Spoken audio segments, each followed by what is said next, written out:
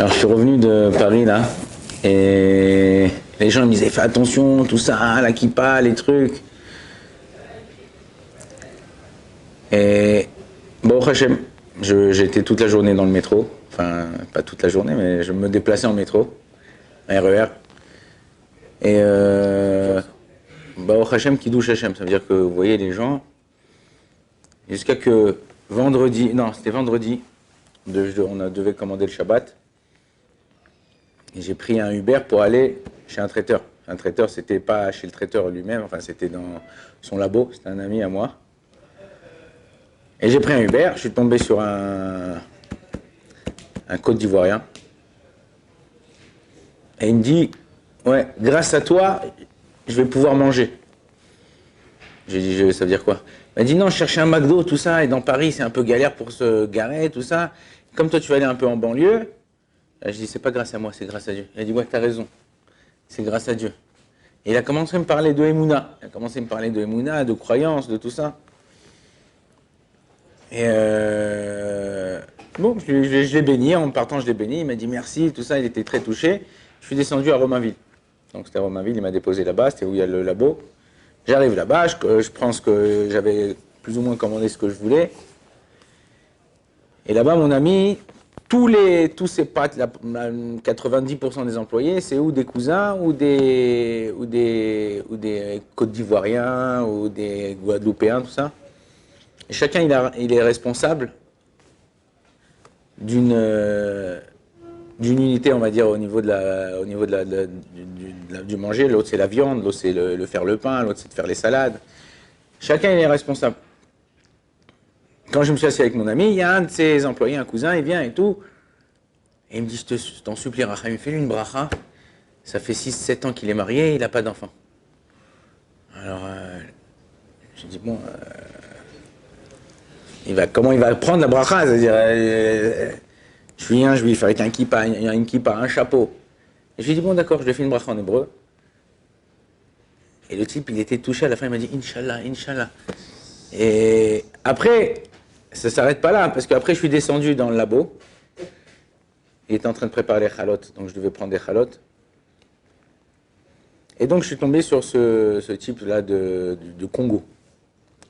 On parlait de ça, je lui dis, et il me dit, ah ouais, je prépare aussi des chalotes pour moi. Je dis, mais quoi, ta femme, tes enfants, ils aiment ça? Il m'a dit, non, j'ai pas d'enfants. Je me suis marié il y a 2 mois, mais ouais, on adore ça, c'est super bon, tout ça et tout. Et sans que je lui dise rien, il me dit, est-ce que tu peux me faire une bénédiction pour que... Je me suis marié il y a 2 mois, ma femme, elle est encore au Congo, qu'elle vienne vite. C'est dur de vivre comme ça, que moi j'y aille ou qu'elle vienne. Alors je lui ai fait une bracha et pareil, après, Inch'Allah, Inch'Allah. On voit qu'en vérité, il y a écrit comme ça dans la tefila le matin, on lit tous les matins dans la tefila, Vebeti tiet tefila l'école ami, que ma maison, ça soit une maison de prière pour tous les peuples. Comme j'ai dit, au Kotel, il n'y a pas que des juifs qui vont au Kotel. Tout le monde, même les cousins, ils savent que là-bas, où il y a la mosquée, tout ça, ils viennent prier. C'est pour ça qu'il y a une grande tension dans cet endroit-là. Chacun, il veut cet endroit qui est c'est l'endroit le plus saint du monde. On dit que depuis que le Beth Amikdash a été détruit, la Shrina, elle n'a pas bougé de là-bas. La lueur divine, elle n'a pas bougé de là-bas. C'est pour ça que les gens qui viennent n'importe où, même vous voyez des présidents des États-Unis, présidents ils sont obligés de faire un arrêt au Kotel. Et la même chose parce qu'ils savent. Et selon ce que toi tu représentes, selon toi comment tu veux te représenter, les gens ils te regardent. Si tu te prends pour un bidon, ben les gens ils te prendront pour un bidon. Alors je dis pas qu'il faut avoir une gava, un orgueil, ouais moi je suis le meilleur, je suis le truc. On n'est pas le meilleur, on n'est pas les meilleurs. On doit travailler sur nous-mêmes. Et c'est ça le but de la vie, c'est ça le but de la Torah. C'est chaque jour avancer un peu plus. Chaque jour de faire quelque chose que je faisais pas la veille.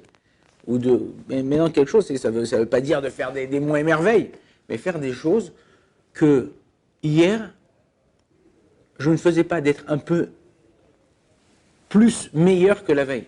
Avec les gens, avec toi-même, en te comportant bien, en parlant bien, pas de gros mots, pas de machin, pas de trucs. Et au fur et à mesure que tu te comportes comme ça, les gens qui sont autour de toi, alors, ils captent, cette envie de vouloir avancer, de vouloir aimer les gens. D'ailleurs, quand j'étais là-bas, Il y avait un type de Guadeloupe. Et en France, je ne sais pas si vous savez, mais si tu dis pas bonjour quand tu rentres, c'est Assur Midoraita. Ouais, c'est. Je dis, ouais, voilà, vous avez ça. Il dit bonjour. Je dis, bon, bonjour, excuse-moi. Et après, je l'ai attrapé comme ça. Et après, il me dit, on voit que tu es un mec bien.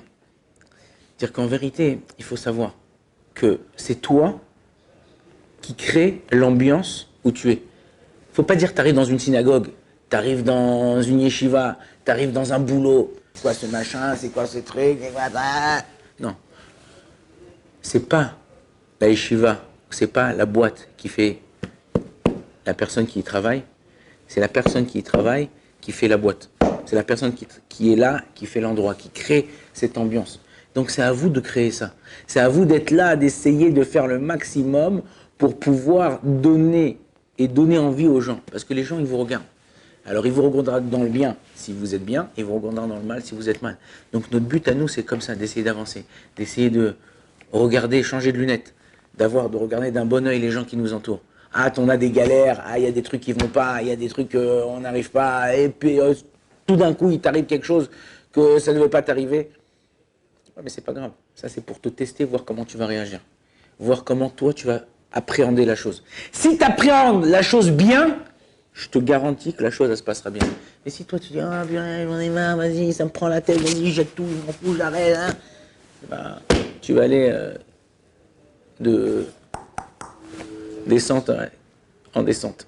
Donc, gardez bien dans votre tête comment je pense, comment je me comporte. Et si j'essaye d'être bien, c'est pas toujours facile. Des fois tu t'énerves, des fois tu t'es triste, des fois t'es pas bien. C'est pas grave. Essaye. Dès que tu vois que t'es comme ça, ah, attends 2 secondes, waouh, je m'arrête, je respire fort, je réfléchis. Bon, qu'est-ce que je peux faire pour pouvoir être un peu plus joyeux, un peu plus souriant, un peu plus là avec les gens. Et tu verras que cette façon de réfléchir, comment toi tu vas agir, les gens autour de toi ils agiront. Baruch Adonai l'olam, amen, amen.